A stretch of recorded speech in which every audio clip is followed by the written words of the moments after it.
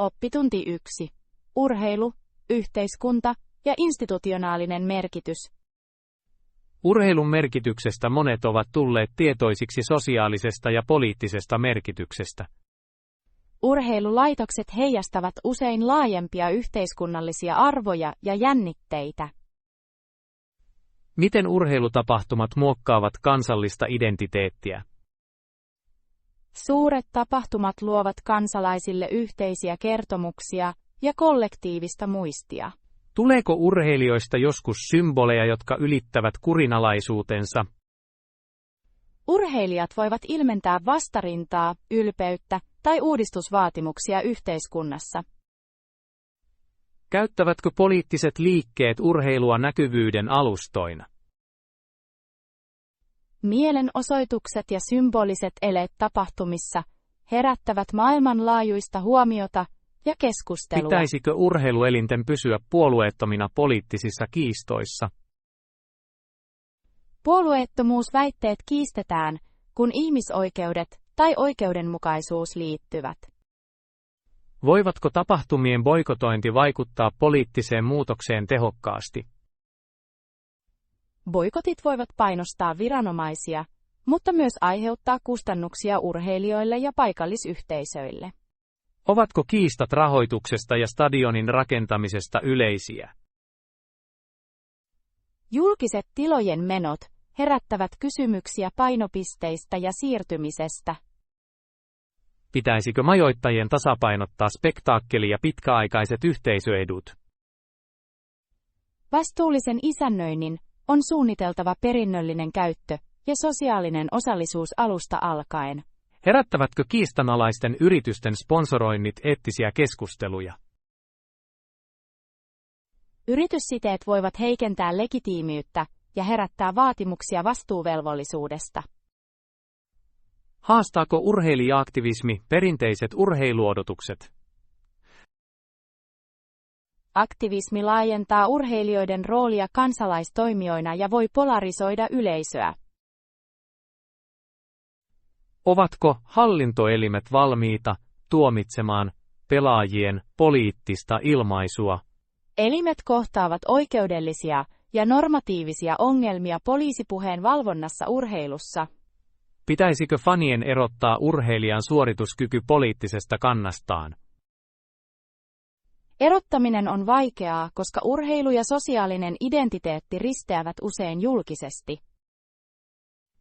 Vaikuttaako median kehystys yleisön käsitykseen mielenosoituksista tapahtumissa? Mediakertomukset muokkaavat, mitkä äänet vahvistetaan ja mitkä kontekstit jätetään pois. Ovatko ruohonjuuritason urheiluohjelmat tärkeitä sosiaalisen yhteenkuuluvuuden kannalta? Yhteisöurheilu rakentaa osallisuutta, terveyttä ja kulttuurien välistä vuoropuhelua paikallistasolla. Pitäisikö tasa-arvon ja saatavuuden olla keskeistä julkisen urheilupolitiikan kannalta? Osallistumista laajentavat politiikat edistävät sosiaalista oikeudenmukaisuutta ja pitkän aikavälin yleistä hyötyä. Voivatko investoinnit nuoriso-urheiluun estää sosiaalista syrjäytymistä? Strukturoidut ohjelmat tarjoavat mahdollisuuksia, mentorointia ja rakentavia ulostuloja nuorille. Peittävätkö megasporttitapahtumat joskus syvemmät hallinto-ongelmat? Suuret spektaakkelit voivat häiritä korruptiota, eriarvoisuutta ja institutionaalisia epäonnistumisia. Ovatko keskustelut urheilijoiden korvauksista ja amatööriasemasta edelleen kiistanalaisia? Palkkarakenteet ja työntekijöiden oikeudet ovat edelleen keskeisiä nykyaikaisissa urheiluhallinnon keskusteluissa. Pitäisikö urheilijoilla olla suojattuja kanavia huolenaiheiden herättämiseksi turvallisesti? Turvallinen raportointi ja edustus antavat urheilijoille mahdollisuuden ja parantaa institutionaalista vastuullisuutta. Muuttaako tekniikka, kuten VR tai puettavat, urheilun poliittista taloutta? Teknologia vaikuttaa oikeudenmukaisuuteen, valvontaan ja kaupalliseen arvoon kilpailutilanteissa. Muuttaako sukupuoli- ja osallisuuspolitiikka perinteisiä urheilulaitoksia? Politiikan muutokset laajentavat osallistumista, mutta aiheuttavat myös kiistanalaisia mukautuksia ja vastareaktioita. Pitäisikö urheiluelinten osallistua ihmisoikeuskehyksiin ennakoivasti? Ihmisoikeusnormien mukauttaminen vahvistaa legitiimiyttä ja vähentää maineriskiä. Voiko kulttuuridiplomatia urheilun kautta parantaa kansainvälisiä suhteita? Urheiludiplomatia on historiallisesti rakentanut siltoja, mutta sitä voidaan myös instrumentoida strategisesti.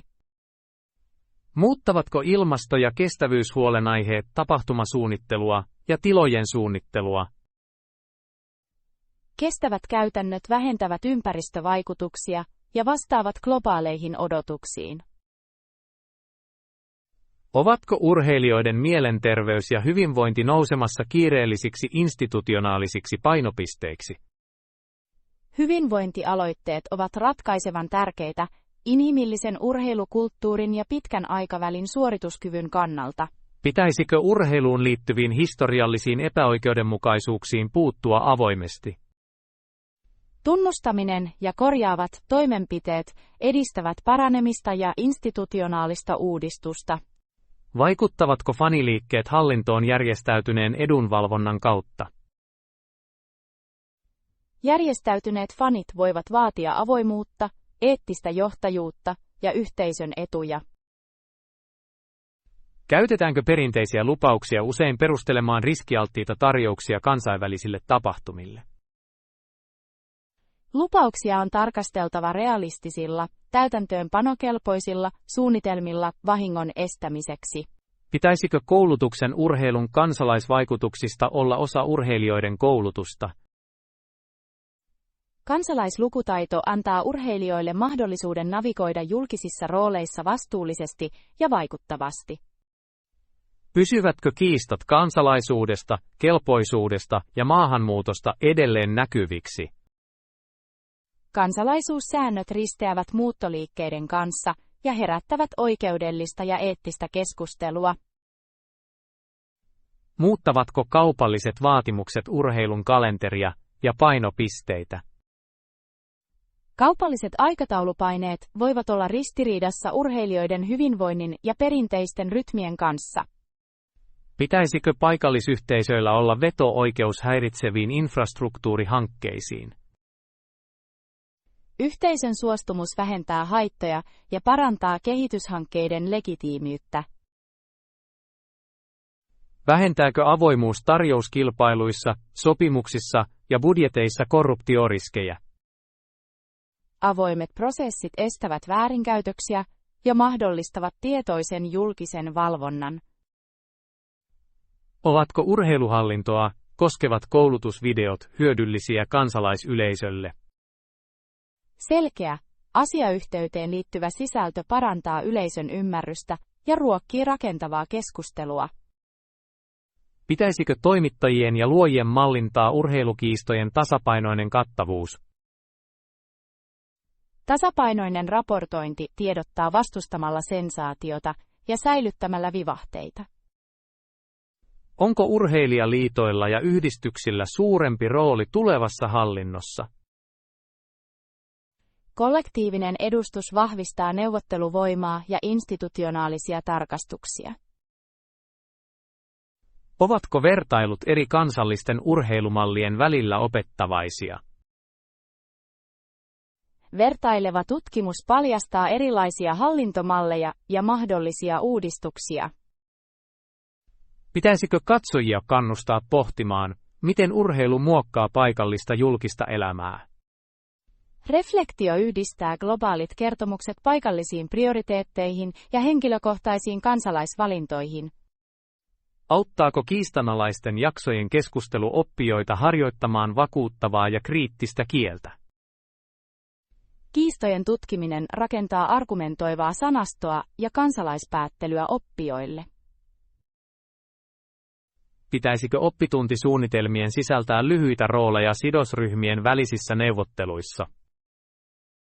Roolileikit simuloivat todellisia ongelmia ja kehittävät käytännöllistä, muodollista kielitaitoa. Tukeeko liikuntapolitiikkaan liittyvien keskeisten termien yhteenveto ymmärtämistä? Hallinto, perintö ja eettiset termit tukevat oppijan säilyttämistä. Pitäisikö sisällöntuottajien sisällyttää liipaisen varoituksia arkaluonteiseen poliitti? Varoitukset valmistavat katsojia ja ylläpitävät kunnioittavaa oppimisympäristöä. Aiheuttaako urheilun ja politiikan risteys edelleen trendikkäitä keskusteluja? Urheilun, yhteiskunnan ja vallan sotkeutuminen pysyy hedelmällisenä julkisen keskustelun lähteenä. Esitän tasapainoisia tapaustutkimuksia, mallinnan muodollista keskustelukieltä ja kannustan oppijoita tutkimaan urheilulaitosten sosiaalista ja poliittista merkitystä. Oppitunti 2. Slapstick, nauru ja kulttuurinen maku. Ihmiset pitävät slapstick-komediasta. Tuo tyyli perustuu fyysiseen huumoriin ja liioiteltuihin tekoihin. 3 Stoge ovat klassisia esimerkkejä slapstickista. Heidän rutiineissaan on pratfalleja, läimäyksiä ja nopeita fyysisiä kapuloita. Miksi slapstick saa monet ihmiset nauramaan vaistomaisesti? Fyysinen yllätys ja liioittelu laukaisevat nopeita, sisäelimellisiä vastauksia. Ylittääkö slapstick-kielimuurit helpommin kuin sanapelit? Fyysinen huumori kommunikoi usein ilman sanoja ja kulkee hyvin kulttuurien yli. Onko slapstick vain matalaa kulmaviihdettä joillekin kriitikoille? Kriitikot hylkäävät sen joskus raakana, mutta toiset väittävät sen käsityön ja ajoituksen puolesta. Voisiko tuo irtisanominen jättää huomiotta teknisen taiton ja koreografian? Taitavien esiintyjien aika laskee, käyttävät rekvisiittaa ja suojaavat toisiaan turvallisen illuusion tuottamiseksi. Vaikuttaako Three Stoogesin perintö moderniin fyysiseen komediaan? Nykykoomikot ja elokuvat lainaavat heiltä ajoitusta, eskalaatiota ja visuaalisia kapuloita. Onko slapstick-väkivallasta kiistoja, kun sitä näytetään lapsille? Huoli syntyy lyömisen jäljittelystä ja normalisoinnista, jopa vitsailussa. Pitäisikö sisällöntuottajien tarjota kontekstia ja ohjeita slapstickin esittämisessä? Konteksti ja ikään sopiva kehystys vähentävät riskiä ja mallintavat turvallista tulkintaa. Voiko slapstickia yhdistää satiiriin terävien sosiaalisten kommenttien tuottamiseksi?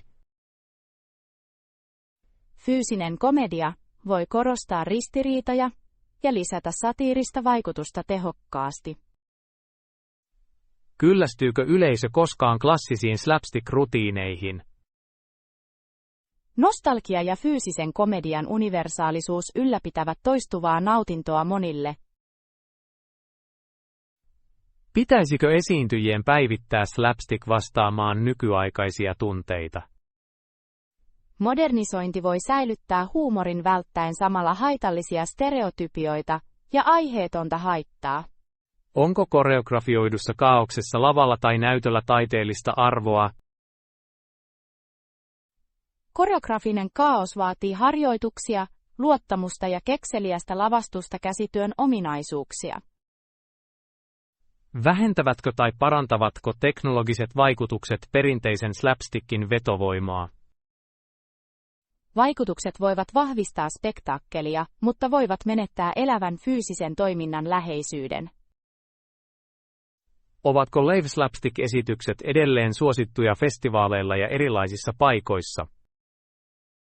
Elävä slapstick pysyy elinvoimaisena fyysisessä teatterissa, sirkustaiteissa ja komediafestivaaleilla. Pitäisikö opettajien opettaa slapstickin historiaa ja mekaniikkaa opiskelijoille? Historian ja mekaniikan opiskelu syventää arvostusta ja kertoo vastuullisesta suorittamisesta. Pitävätkö jotkut katsojat 3 Stoogesia loukkaavana vanhentuneiden asenteiden vuoksi? Tietyt kuvaukset heijastavat heidän aikakauttaan ja voivat olla ristiriidassa nykyisten arvojen kanssa. Pitäisikö historiallisia teoksia esittää kommentointien kanssa kontekstin selittämiseksi? Kommentti auttaa oppijoita ymmärtämään historiallista kontekstia tukematta ongelmallisia elementtejä. Voidaanko slapstickia mukauttaa haavoittuvuuden ja joustavuuden tutkimiseen? Harkittavasti käytettynä fyysinen huumori voi valaista ihmisen haurautta ja toipumista. Onko suostumuksella ja turvallisuusprotokollilla roolia slapstickin lavastamisessa? Selkeät turvatoimenpiteet ja keskinäinen suostumus suojaavat sekä esiintyjiä että yleisöä. Elvyttääkö sosiaalinen media kiinnostuksen lyhyisiin slapstick-sketseihin? Lyhyet, hyvin muotoilut leikkeet sopivat sosiaalisiin alustoihin ja voivat siirtyä viraaliksi, kun ne kunnioittavat ajoitusta ja yllätystä. Pitäisikö sisällöntuottajien välttää rohkaisemasta katsojien haitallista jäljittelyä? Vastuullinen viestintä ja vastuuvapauslausekkeet estävät vaarallista jäljittelyä ja ohjaavat turvallista käytäntöä. Onko kulttuurisia eroja siinä, mitä fyysisiä toimia pidetään humoristisina? Kulttuuriset normit muokkaavat käsityksiä siitä, mikä on hauskaa, hyväksyttävää tai tabua fyysisessä komediassa. Pitäisikö kansainvälisten esiintyjien tutkia paikallisia tabuja ennen kiertuetta? Tutkimus estää väärinkäytöksiä ja osoittaa kunnioitusta yleisön herkkyyttä kohtaan. Parantaako fyysisen teatterin harjoittelu koomikon kantamaa ja turvallisuutta? Harjoittelu kehittää hallintaa, putoamista ja ilmaisukykyä, jotka ovat välttämättömiä tehokkaalle slapstickille. Voiko slapstick houkutella kielen oppijoita yhdistämällä toiminnot yksinkertaiseen kerrontaan? Visuaalinen toiminta yhdistettynä selkeään, lyhyeseen kertomukseen tukee sanaston oppimista ja säilyttämistä. Pitäisikö oppituntien mallintaa koomisten kohtausten kohteliasta kuvausta ja kritiikkiä? Kunnioittavan kritiikin mallintaminen opettaa oppijoita keskustelemaan sisällöstä harkiten. Jatkuuko kiista kivun kuvaamisesta nauruun julkisessa keskustelussa? Keskustelut jatkuvat ja perusteltu keskustelu auttaa erottamaan haitalliset troopit taitavasta komediasta. Pitäisikö sisällön selventää leikkisän fiktion ja todellisen vahingon välistä rajaa? Tuon linjan selventäminen suojaa katsojia ja kunnioittaa esiintyjien hyvinvointia. Voiko slapstick olla osallistava ja saavutettavissa eri kykyjen omaaville esiintyjille? Mukautuva koreografia ja rekvisiitta voivat tehdä fyysisestä komediasta inklusiivisen ja innovatiivisen. Houkutteleeko slapstickin yhdistäminen kerronnan syvyyteen laajempaa yleisöä? Fyysisen huumorin yhdistäminen vahvoihin tarinoihin lisää emotionaalisia investointeja ja taiteellisia ansioita. Pitäisikö sisällöntuottajien hyvittää Three Stoogesin kaltaisia edeltäjiä, kun he inspiroivat heitä? Edeltäjien hyvittäminen tunnustaa sukulinjan ja opettaa historiallista arvostusta. Auttavatko lyhyet, muodolliset lauseet oppijoita seuraamaan koomisia kuvauksia ja analyysejä? Tiiviit lauseet tukevat ymmärrystä ja antavat oppijoille mahdollisuuden jäljitellä puheen rakenteita. Pitäisikö lopullisten opetussegmenttien sisältää turvalliset lämmitys- ja putoamistekniikat? Lämmittelyjen ja turvallisten tekniikoiden esittely mallintaa vastuullista käytäntöä pyrkiville esiintyjille. Tekeekö kunnioittava keskustelu slapstickin rajoista ja vahvuuksista sisällöstä uskottavamman? Tasapainoinen analyysi lisää luottamusta ja kutsuu harkittua katsojien sitoutumista. Esitän slapstickin historiallisella kontekstilla, turvallisuusohjeilla ja selkeällä kielellä, joka opettaa sekä huumoria että kriittistä pohdintaa. Oppitunti 3. Julkaiseminen ja yksityisyys sosiaalisilla alustoilla. Ei, en ole. Mihin kirjoitit sen? Latasin sen Instagram-profiiliini, se on julkinen seuraajille. Lisäsitkö kuvatekstin, joka selittää kontekstin? Kirjoitin selkeän kuvatekstin ja merkitsin sijainnin viitteeksi. Saitko suostumuksen viestissä esiintyviltä ihmisiltä? Pyysin lupaa ja sain suullisen hyväksynnän kaikilta asianosaisilta. Vaikuttavatko kommentointikäytännöt viestin alla olevaan keskusteluun? Julkiset kommentit voivat herättää kiitosta ja kritiikkiä, joten maltillisuus on välttämätöntä. Pitäisikö sinun ottaa kommenttisuodattimet käyttöön loukkaavan kielen poistamiseksi? Suodatus suojaa yhteisöä ja säilyttää rakentavan keskustelun. Sisällytitkö viestiin henkilökohtaisia yhteystietoja? Vältin henkilökohtaisia yhteystietoja yksityisyyden ja turvallisuuden säilyttämiseksi. Houkutteleeko viestin näkyvyys uusia seuraajia ja sitoutumista? Julkiset viestit lisäävät usein kattavuutta, mutta ne vaativat myös laajempaa tarkastelua. Pitäisikö sinun olla varovainen paljastaessasi tarkkoja paikkoja reaaliajassa? Reaaliaikainen sijainnin jakaminen voi vaarantaa henkilökohtaisen turvallisuuden ja omaisuuden. Harkitsitko postiyleisön asettamista vain läheisille ystäville? Rajoitetut yleisöt vähentävät näkyvyyttä ja pitävät sisältöä luotetuissa piireissä. Priorisoiko alustan algoritmi viestisi sitoutumisen perusteella? Korkea varhainen sitoutuminen lisää usein algoritmista näkyvyyttä useammalle käyttäjälle. Pitäisikö sinun vastata nopeasti ja kohteliaasti kommentteihin ja kysymyksiin? Ajankohtaiset kohteliaat vastaukset luovat yhteyttä ja kannustavat lisävuorovaikutukseen. Nauhoititko videon paikkaan, jossa kuvaaminen on sallittua? Vahvistin opasteet ja paikalliset säännöt ennen kuvaamista rikkomusten välttämiseksi. Suojaako sivullisten kasvojen rajaaminen tai hämärtyminen heidän yksityisyyttään? Suostumuksen sumentaminen tai saaminen osoittaa kunnioitusta ja oikeudellista varovaisuutta. Pitäisikö sinun antaa lyhyt sisältövaroitus, jos viesti sisältää arkaluontoista materiaalia? Varoitukset valmistelevat katsojia ja vähentävät hädän tai loukkaamisen riskiä. Lisäsitkö hashtageja löydettävyyden lisäämiseksi? Käytin kohdennettuja hashtageja, mutta vältin harhaan johtavia tai clickbait-tunnisteita. Edellyttääkö sponsorointi tai maksettu mainostaminen kuvatekstissä? Mainossäännöt edellyttävät sponsoroidun sisällön selkeän paljastamisen avoimuuden vuoksi. Pitäisikö sinun arkistoida tai poistaa viestejä, jos joku vastustaa julkaisun jälkeen? Kunnioittavat neuvottelut ja korjaavat toimet, mukaan lukien poistaminen, voivat olla tarkoituksenmukaisia. Oletko ottanut käyttöön kaksivaiheisen todennuksen tilisi suojaamiseksi? Otin käyttöön kaksivaiheisen todennuksen suojatakseni luvattomalta käytöltä. Antaako analytiikka käsityksen siitä, kuka katseli viestiä ja osallistui siihen?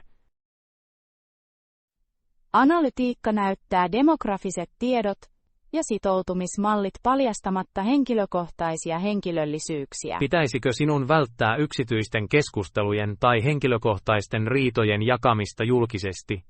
Yksityisten asioiden julkinen lähetys vaarantaa mainevaurion ja kärjistyvän konfliktin. Hyväksytkö yhteistyökumppaneita ja kunnioitatko immateriaalioikeuksia? Hyväksyin muusikoita ja valokuvaajia ja sain luvan tekijänoikeuksilla suojattuihin materiaaleihin. Vaatiiko uudelleenjakaminen muilla alustoilla uusia kuvatekstejä ja kontekstia? Kuvatekstien räätälöinti kullekin alustalle säilyttää selkeyden ja kunnioittaa yleisön odotuksia. Pitäisikö sinun tarkistaa alustayhteisön ohjeet ennen lähettämistä seuraavan kerran? Ohjeiden tunteminen estää rikkomukset ja mahdolliset tiliseuraamukset. Harkitsitko tekstityksiä ja ytimekkäitä kuvatekstejä kielen oppijoille? Tekstitykset ja selkeät kuvatekstit parantavat saavutettavuutta ja tukevat katsojien ymmärtämistä. Moderoitko suoria viestejä viestin esiin tuomien yksityisten huolenaiheiden käsittelemiseksi? Viestien moderointi suojaa yksityisyyttä ja mahdollistaa ongelmien huomaamattoman ratkaisemisen. Pitäisikö sinun pitää varmuuskopioita alkuperäisistä tiedostoista riitojen sattuessa? Varmuus kopioi asiakirjan alkuperää ja tukee sisältöriitojen ratkaisemista. Vältitkö sensaatiomaisemasta arkaluonteisia aiheita houkutellaksesi näkemyksiä? Vastuullinen kehystys välttää haittoja ja ylläpitää uskottavuutta yleisön kanssa. Aiotko jatkaa kiinnitetyllä kommentilla tarkoituksen tai korjausten selventämiseksi? Kiinnitetty selvennys käsittelee usein kysyttyjä kysymyksiä ja ohjaa katsojan tulkintaa. Pitäisikö sinun rohkaista kunnioittavaa keskustelua ja mallintaa siviilivastauksia? Kunnioittavan sitoutumisen mallintaminen antaa sävyn ja rohkaisee positiivisia yhteisön normeja. Tarkistitko, että viestissä olevilla alaikäisillä on huoltajan suostumus? Huoltajan suostumus on välttämätöntä, kun alaikäiset esiintyvät julkisessa sisällössä. Poistatko geotagit viesteistä, jotka saattavat paljastaa säännöllisiä rutiineja? Maantieteellisten tunnisteiden poistaminen vähentää vainoamisriskiä ja suojaa tavanomaista yksityisyyttä. Pitäisikö sinun laatia lyhyt anteeksipyyntömalli viestien aiheuttamasta tahattomasta vahingosta? Vilpitön, nopea anteeksipyyntö voi lievittää haittoja ja osoittaa vastuullisuutta. Harkitsitko alustatyökalujen käyttöä rajoittaaksesi kommentteja vain seuraajille? Kommenttien rajoittaminen voi vähentää uistelua säilyttäen samalla yhteisön vuorovaikutuksen. Auttavatko julkisen sisällön säännölliset tarkastukset ylläpitämään yhtenäistä imagoa? Säännölliset tarkistukset yhdenmukaistavat sisällön muuttuvien arvojen kanssa ja vähentävät tulevia katumuksia. Pitäisikö sinun paljastaa maksettu yhteistyö selvästi tavallisilla lauseilla, kuten mainos? Selkeät paljastukset noudattavat määräyksiä ja ylläpitävät luottamusta katsojien keskuudessa. Kuulitko kumppaneita ja esiteltyjä henkilöitä ennen mainossisällön julkaisemista? Yhteistyökumppaneiden konsultointi varmistaa tarkan edustuksen ja keskinäisen sopimuksen. Pidätkö kirjaa käyttöoikeuksista ja julkaisuista, kun ihmiset antavat suostumuksensa? Kirjalliset suostumusasiakirjat tarjoavat selkeyttä ja oikeudellista suojaa riitojen syntyessä. Pitäisikö sinun välttää yksityisasuntojen tai perheenjäsenten tietojen lähettämistä? Yksityisten osoitteiden ja perheen identiteettien suojaaminen säilyttää turvallisuuden ja ihmisarvon. Otitko rajoitetun tilan tai ikäportit käyttöön, jos sisältö on kypsää? Ikäportti estää alaikäisten altistumisen sopimattomille materiaaleille ja kunnioittaa alustan sääntöjä. Parantaako kritiikin kunnioittava käsittely pitkän aikavälin mainetta? Harkitut vastaukset lisäävät uskottavuutta ja osoittavat kypsyyttä julkisessa keskustelussa. Pitäisikö sinun suunnitella tulevia viestejä yhteisön ohjeita ja turvallisuutta silmällä pitäen? Tarkoituksellinen suunnittelu estää virheitä ja edistää luotettavaa, kunnioittavaa kanavaa. Sisällytitkö toimintakehotuksen, joka kutsuu oppimiseen ja kohteliaan vuorovaikutukseen? Toimintakehotus kannustaa sitoutumiseen ja kehystää kommentteja rakentavaan osallistumiseen. Aiotko jatkaa lyhyen opetusohjelman katsojiesi tietosuoja-asetuksista? Oppaat antavat seuraajille mahdollisuuden suojata omia tiliään ja tehdä tietoon perustuvia valintoja. Pitäisikö sinun välttää lähettämistä emotionaalisesti ladattuina impulsiivisen sisällön estämiseksi? Rauhallisuuden odottaminen vähentää valitettavia viestejä ja säilyttää huomaavaisen viestinnän. Harkitsitko kuvatekstin kääntämistä muille kielille tavoittaaksesi erilaisia seuraajia? Käännös laajentaa saatavuutta ja osoittaa kansainvälisten katsojien huomion. Tallentatko julkisen kopion kuvatekstistä ja käyttöoikeuksista avoimuutta varten? Tietojen ylläpito tukee vastuullisuutta ja yksinkertaista viittaamista myöhemmin.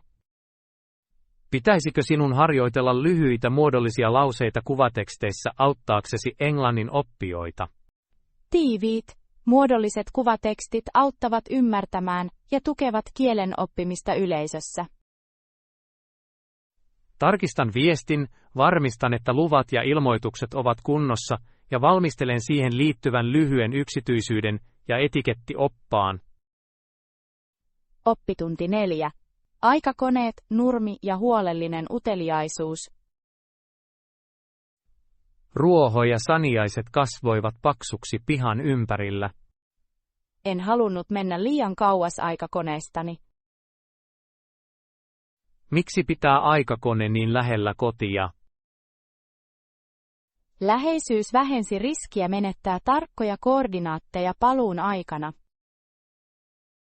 Häirittäisivätkö laitokset koneen toimintaa? Juuret ja kosteus voivat vaikuttaa herkkiin laitteisiin, jos niitä jätetään tarkistamatta. Pitäisikö kasvillisuus puhdistaa herkkien instrumenttien ympäriltä? Selkeä kehä estää tahattoman takertumisen ja säilyttää kalibroinnin. Tarvitaanko ympäröivän alueen säännöllinen huolto? Ajoitettu kunnossapito suojaa sekä teknologiaa että luonnon ympäristöä.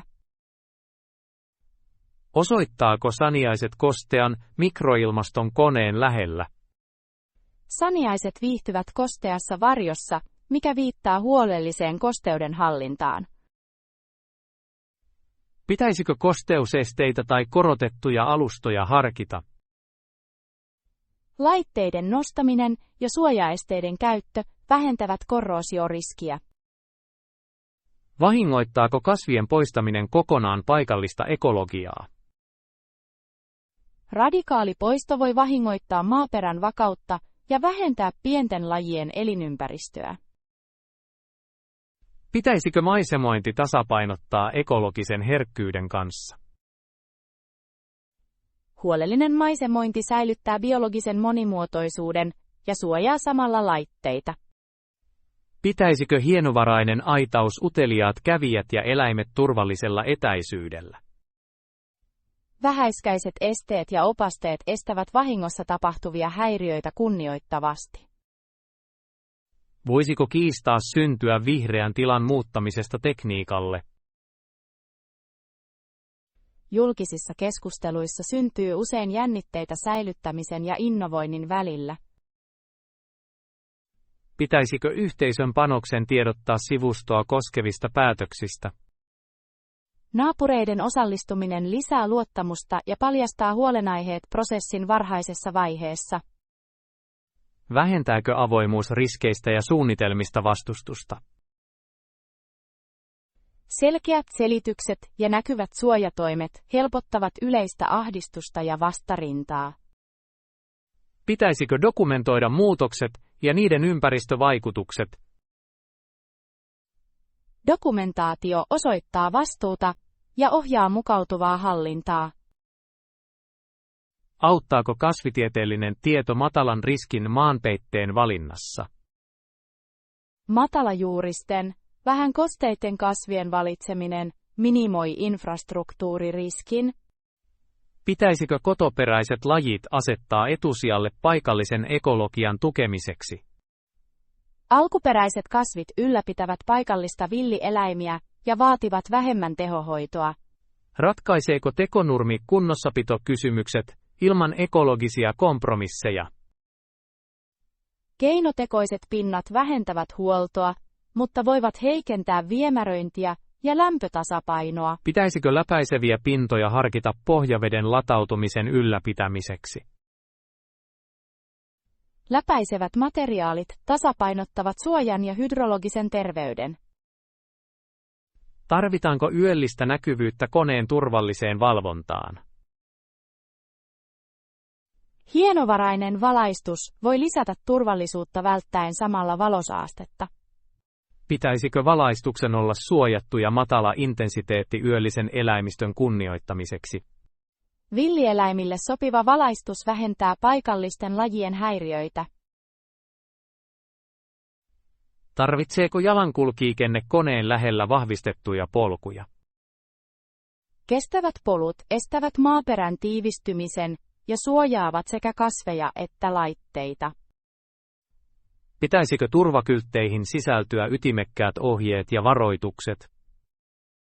Selkeät opasteet ilmoittavat kävijöille ja valvovat kunnioittavaa etäisyyttä turvallisuuden vuoksi. Auttavatko käyttöprotokollat, kun ammattitaitoisten teknikkojen on lähestyttävä nopeasti? Protokollat ja nimetyt tukiasemat virtaviivaistavat huoltoa ja hätäapua. Pitäisikö suojakotelot harmonisoida esteettisesti maiseman kanssa? Huolellinen muotoilu välttää visuaalisen tunkeutumisen samalla kun palvelee toiminnallisia tarpeita. Sovelletaanko lupa tai sääntely tällaiseen epätavalliseen asennukseen? Paikalliset määräykset ja luvat voivat ohjata rakennemuutoksia ja yleistä turvallisuutta. Pitäisikö asianajajaa kuulla ennen suojellun kasvillisuuden muuttamista? Oikeudellinen neuvonta estää rikkomuksia ja selventää hoitovastuuta. Auttaako maaperän kemian seuranta havaitsemaan varhaisia ongelmia laitteiden lähellä? Maaperän testaus paljastaa muutoksia, jotka voivat uhata sekä laitoksia että koneita. Pitäisikö tuholaistorjuntaa hallita mahdollisimman pienellä ekologisella vaikutuksella? Ja ekologinen tasapaino. Vaativatko hätäpysäytystoimenpiteet selkeät, esteettömät asemat? Käytettävissä olevat sammutuspisteet suojaavat henkilöstöä ja vähentävät tahattomia vaurioita. Pitäisikö arvaamattomia retkiä varten perustaa pieni puskurivyöhyke? Puskuri tarjoaa lisäturvamarginaalin sekä kokeisiin että jokapäiväiseen elämään. Vähentääkö yhteisökoulutushankkeesta sensaatiomaista spekulaatiota? Rehellinen tiedotus ja matkat voivat demystifioida tekniikan ja vähentää pelkoa tai hypeä. Voisiko aikamatkailun sensaatiomaisuus herättää ei-toivottua huomiota? Julkinen kiehtovuus voi tuoda sekä uteliaisuuden etsijöitä että median valvontaa. Pitäisikö turvatoimien olla oikeassa suhteessa realistisiin riskeihin? Oikeasuhteinen turvallisuus kunnioittaa yksityisyyttä ilman turhaa militarisointia. Tuleeko esiin eettisiä näkökohtia poikkeuksellisen teknologian yleisön saatavuudesta?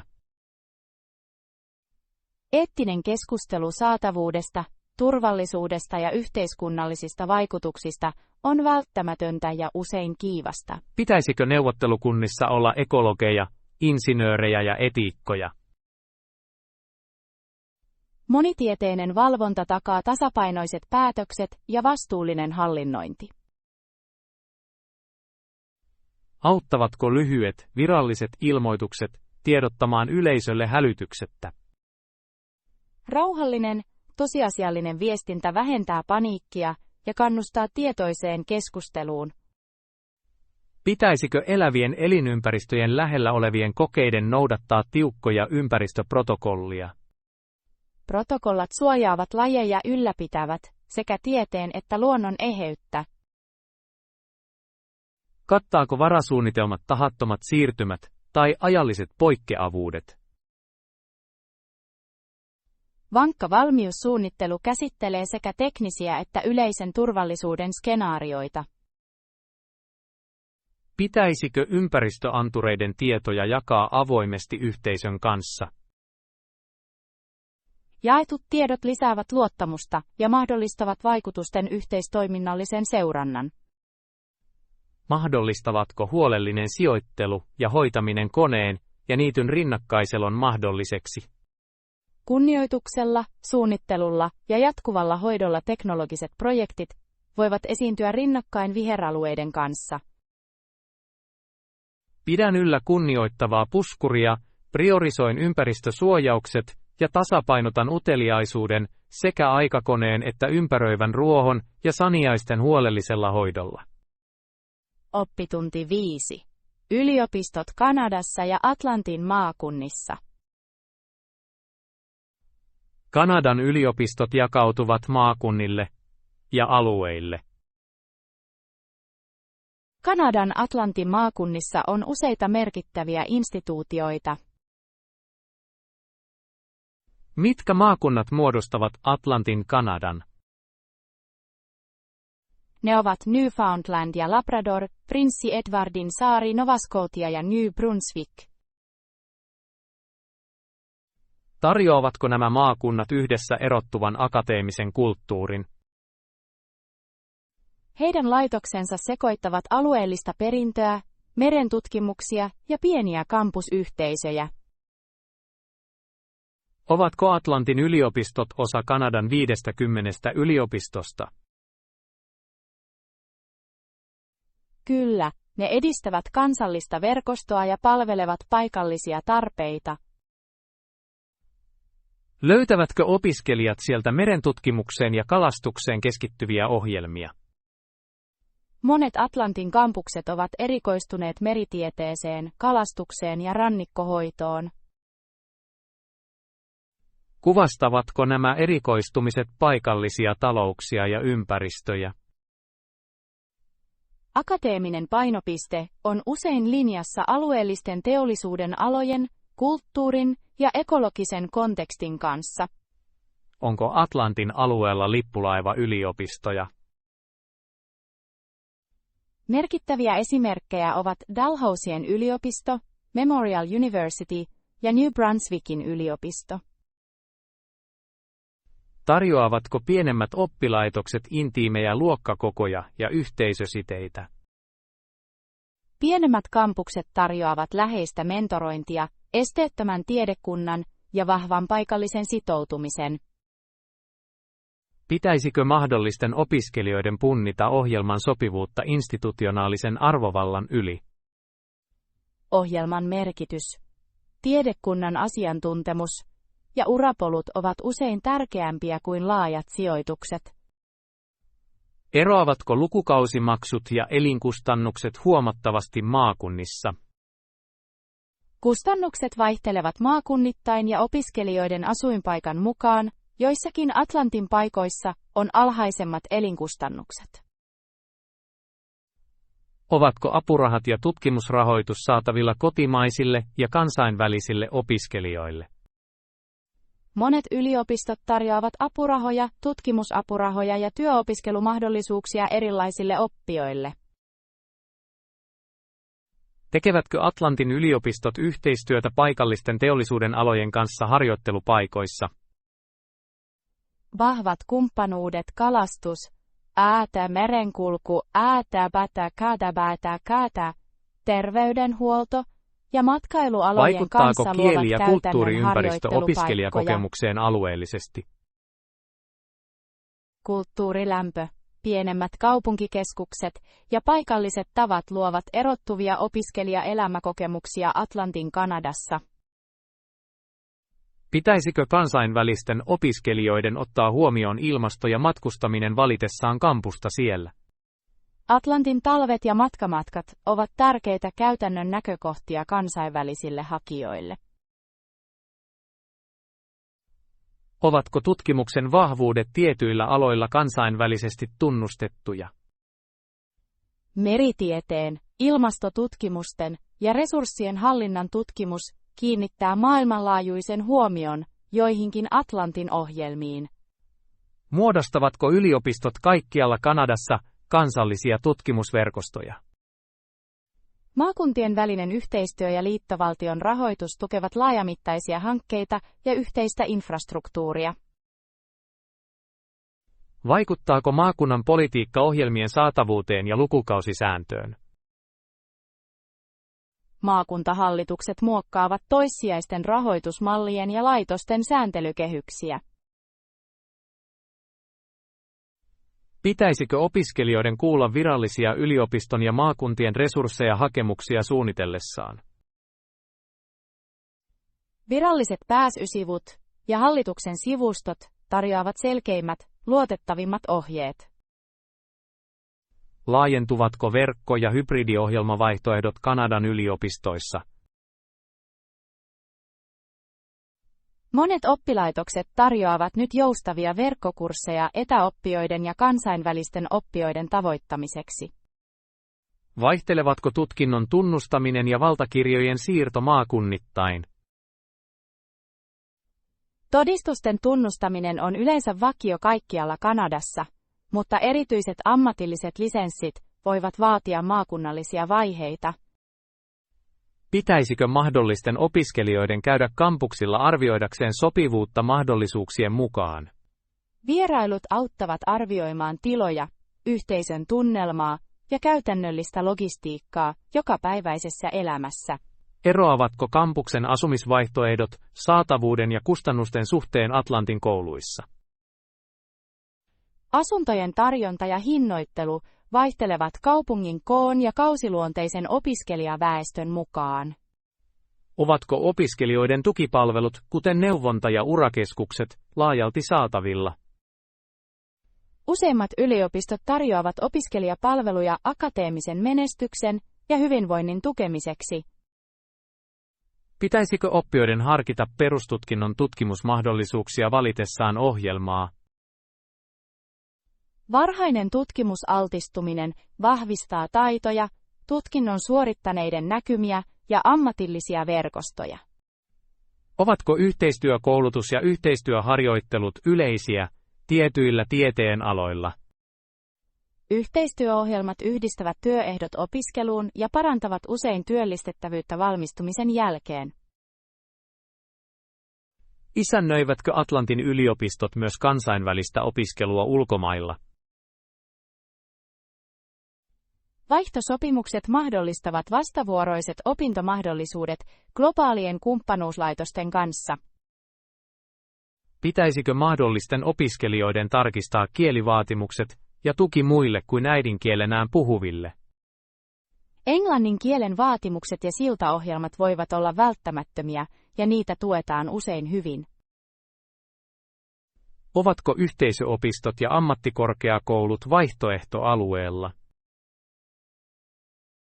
Korkeakoulut tarjoavat soveltavaa koulutusta ja polkuja yliopistoon artikulaatiosopimusten kautta. Tarjoavatko alumniverkostot pienemmissä maakunnissa edelleen arvokkaita urayhteyksiä?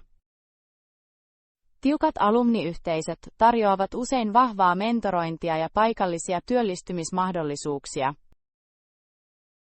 Pitäisikö hakijoiden tutkia tiedekunnan profiileja ja viimeaikaisia julkaisuja? Tiedekunnan asiantuntemus ja aktiivinen tutkimus osoittavat ohjelman elinvoimaa ja mentorointipotentiaalia. Edistävätkö yliopistot alueellista kulttuurielämää teattereiden ja yleisöluentojen kautta? Kampukset toimivat usein kulttuurikeskuksina, jotka tarjoavat tapahtumia, museoita ja julkisia koulutusohjelmia. Onko ilmastotutkimus ja sopeutuminen kasvava painopiste rannikkolaitoksissa? Rannikkoyliopistot priorisoivat yhä enemmän ilmastonsietokykyä ja yhteisön sopeutumista koskevia tutkimuksia. Pitäisikö opiskelijoiden harkita valmistumisen jälkeisiä ratkaisuvaihtoehtoja alueella? Paikalliset työmarkkinat ja maahanmuuttopolut vaikuttavat valmistumisen jälkeisiin päätöksiin ja näkymiin. Onko jatko- ja ammatillisia ohjelmia saatavilla monilla eri tieteen aloilla? Atlantin yliopistoissa järjestetään muun muassa oikeustieteen, lääketieteen, tekniikan ja yhteiskuntatieteiden tutkintoja. Laajentavatko yliopistojen väliset yhteistyöohjelmat mahdollisuuksia erikoistuneeseen opiskeluun? Yhteiset ohjelmat ja konsortiot antavat opiskelijoille mahdollisuuden käyttää täydentäviä vahvuuksia kampuksilla. Pitäisikö oppijoiden kiinnittää huomiota ammatillisten ohjelmien akkreditointiin? Akkreditointi takaa ammatillisen tunnustamisen ja on kriittinen esimerkiksi hoitotyön ja tekniikan aloilla. Tarjoavatko kulttuuri- ja historialliset tutkimukset Atlantin kontekstissa ainutlaatuisia tutkimusaiheita? Alueellinen historia, alkuperäiskansojen tutkimukset ja meriperintö tarjoavat rikkaita akateemisia tutkimusalueita. Edistääkö opiskelijaelämä pienemmissä yhteisöissä syvempää integroitumista paikallisiin väestöihin? Pienet yhteisöympäristöt helpottavat vuorovaikutusta paikallisten asukkaiden kanssa, parantavat käytännön oppimista ja kansalaisosallistumista. Pitäisikö sisällöntuottajien tarjota sanastoluetteloita ja käytännön lauseita yliopistosovelluksiin? Kohdennettu sanasto ja mallit auttavat oppijoita navigoimaan hakemuslomakkeissa ja haastatteluissa luottavaisin mielin. Ovatko kiistat rahoituksesta, alueellisesta pääomasta ja ohjelmien konsolidoinnista ajankohtaisia kysymyksiä? Keskustelut tutkimusrahoituksen jakamisesta, kampusten sulkemisesta ja alueellisesta saatavuudesta ovat yleisiä ja monimutkaisia. Auttaako tasapainoinen keskustelu tällaisista kiistoista oppijoita kriittisessä ajattelussa ja keskustelukäytännössä? Useiden näkökulmien esittäminen auttaa oppijoita kehittämään vivahteikasta kieltä kansalais- ja akateemiseen keskusteluun. Pitäisikö mahdollisten opiskelijoiden etsiä nykyisiä opiskelijoiden todistuksia ja virallisia tietoja yliopistoja arvioidessaan? Opiskelijoiden äänien yhdistäminen virallisiin tilastoihin antaa paremman käsityksen kampuksen elämästä ja tuloksista. Onko virallisilla yliopistojen sijoitussivuilla vierailu hyödyllistä, vaikkakaan ei ratkaisevaa? Sijoitukset tarjoavat yhden näkökulman, mutta niitä tulisi punnita ohjelman erityispiirteiden, sopivuuden ja henkilökohtaisten tavoitteiden Pitäisikö mukaan. oppitunti päättyä harjoituskehotteisiin sovelluskeskusteluihin ja kampuksen kuvauksiin? Harjoittelukehotukset valmistavat oppijoita keskustelemaan vaihtoehdoista, esittämään asiankuuluvia kysymyksiä ja esittämään akateemiset kiinnostuksensa selkeästi. Esitän yhteenvedon keskeisistä eroista Atlantin instituutioiden välillä, tarjoan käytännön sanastoa sovelluksille ja kannustan tasapainoiseen tutkimukseen ja pohdintaan ennen yliopiston valintaa.